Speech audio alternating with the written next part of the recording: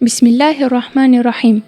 Të nderuar dëgjues dhe shikues, jeni me misionin ton në prag të iftarit, program i realizuar nga Miftinia e Shkupit, që transmetohet në valët e Radio Vatit si dhe në kanalin zyrtar TV Miftinia në rrjetet sociale. Ky program i përditshëm në atmosferën e muajit të bekuar të Ramazanit synon të sjellë frymëzime për zemrat tona nëpërmjet rrëfimeve dhe mësimeve nga jeta e sahabëve, si dhe personaliteteve të devotshme nga historia islame. Sonte kemi kënaqësinë që të kemi mysafire në studio mualimen e respektuar Ferdes Selmani Lata, është mualime në Mektebin Ikre Fushtopan, me të cilën do të bisedojmë rreth temës Aisha radiallahu anha. Fillimisht, mirë se keni ardhur në studio, nderuar mualime. Mirë se ju gjitha, faleminderit për ftesën. Ndërqofshi, kënaqësi është edhe për neve. Temën të cilën keni përgjedhur që ta elaborojmë së bashku, do doja që të ndaleshim fillimisht tek biografia e Aishës radiallahu anha. Kush ishte Aisha radiallahu anha para se të bëhej bashorte e Muhamedit sallallahu alaihi wasallam, në çfarë mjedisi u rit dhe cilat rrethana ndikuan në formimin e personalitetit të saj të veçantë.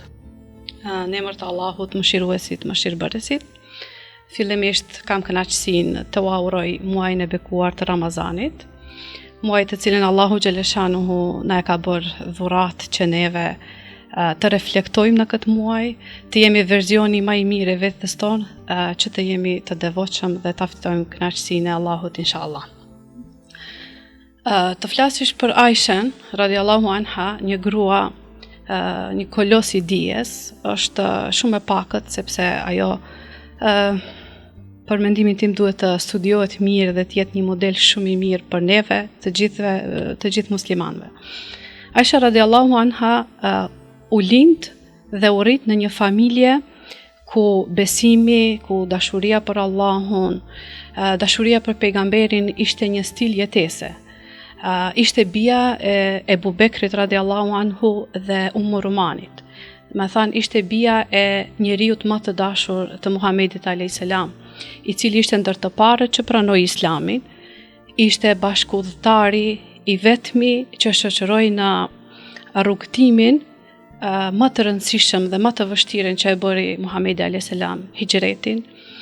Ishte njeriu që pejgamberi e emërtoi me as-Siddiq në momentin kur ndodhi udhëtimi i Isras dhe Mirajit, një ndodhi e madhe, e cila ishte, unë sa besoj, sprov për muslimanët dhe jo për jo muslimanët. Kur erdhën dhe i thanë Ebu Bekrit, jo besimtarët, thanë, a ke dëgjuar për shokun tënd i cili thot se ka shkuar në qiell dhe ka takuar Allahun. Ebu Bekri tha, përgjigja Ebu Bekrit ka qenë mahnit se i tregoi, tha, unë kam zgjedhur të besoj për një gjë më të madhe që është shpallja, e tha për këtë, tha kjo shumë më e lehtë për mua ta besoj, po. Dhe në këto rrethana u rrit dhe u eduku një Aishe e cila ishte mendje preht, ishte shumë e aftë dhe shumë inteligjente për moshën dhe në krahasim me moshatarët e saj. Ishte qysh në vegjëli, ajo merreshte me poezi, ishte një oratore shumë e mirë dhe kjo pastaj e bëri që ajo tjetë një transmetuese shumë e saktë dhe e cilësore në hadithet e Muhamedit a.s. Dhe në moshë të re ajo martua me pejgamberin sallallahu alaihi wasallam. Po si ishte marrëdhënia bashkëshortore mes Aishës dhe pejgamberit sallallahu alaihi wasallam? Çfarë forme merrte dashuria, komunikimi dhe mirëkuptimi i tyre? Por edhe shpifjen të cilën e pat, si e përjetoi Aisha radiallahu anha? Aisha radiallahu anha, në momentin kur u martua me pejgamberin a.s. që ishte një martesë, sa besoj është një urdhër hynor, për arsye se pejgamberi alayhis salam, do të thënë, ëndërrat e pejgamberëve janë pjesë e shpalljes. Dhe pasi u martua me Aishen, pejgamberi alayhis salam i tha,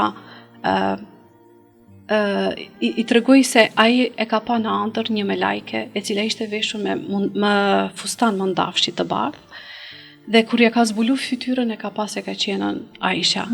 Dhe pejgamberi atëherë tha, nëse është e hajrit dhe nëse është nga Allahu, atëherë le të bëhet. Martesa martesa e pejgamberit me Aishen dhe me gratë tjera, mendoj që i ka qenë një model i jashtëzakonshëm pejgamberit në sjelljen që kishte me bashortet e tij, e në veçanti me Aishen. Jo pse ai e veçonte diçka, por dashuria për Aishen ishte shumë më e madhe, me veçantë, mund të themi. E veçantë me gratë të tjera, edhe pse ishte i drejtë me të gjitha.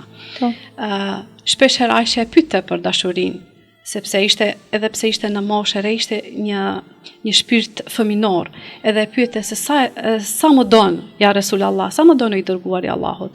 Ai përgjigjeshte sa nyja e fortë në litar.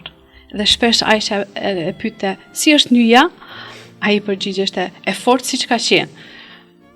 Njëherë tregohet për një sahabi, Amr ibn al-As, e ka pyet pejgamberin se kush është njeriu më i dashur për ty, i dërguari i Allahut.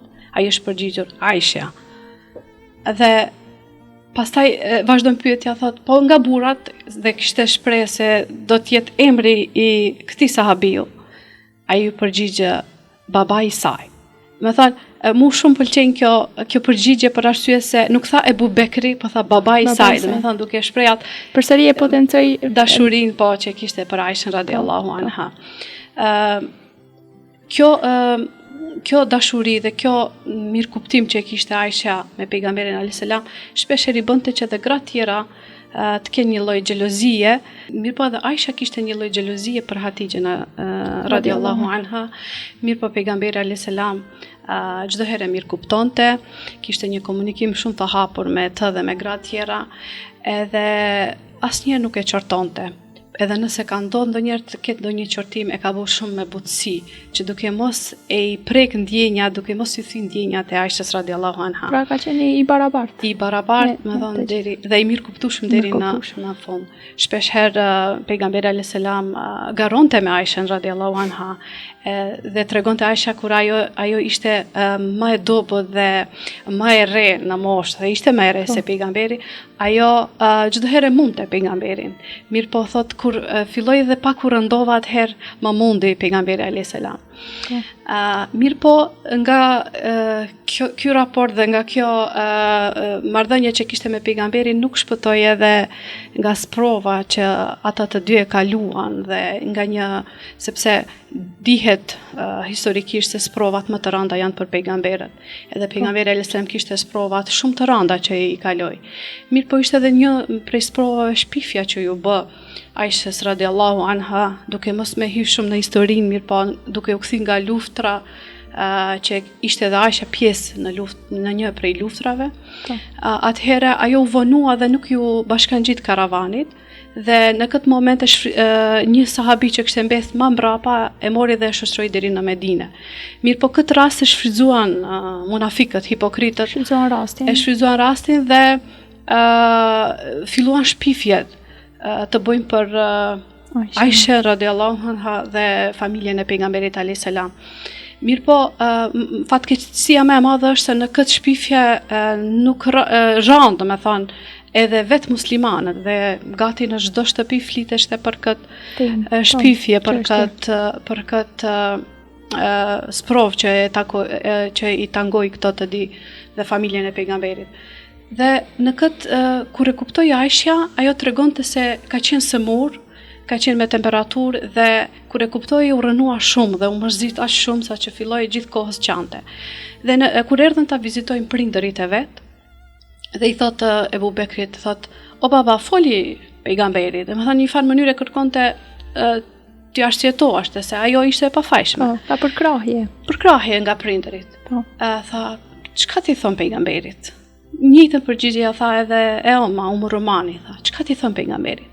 Atëherë kjo u mërzit edhe më shumë, dhe ju drejtua Allahu xhaleshanu, thot, unë e di që jam e pafajshme dhe Allahu xhaleshano e dije, por unë nuk thom asgjë tjetër përveç se atë që ka thënë babai i Jusufit alayhis salam, fa sabrun jamil, wallahu al-musta'anu ala ma yasifun. Dhe më thonë, ajo e zgjodhi sabrin, e zgjodhi durimin, nuk u arsjetua, nuk u justifikua.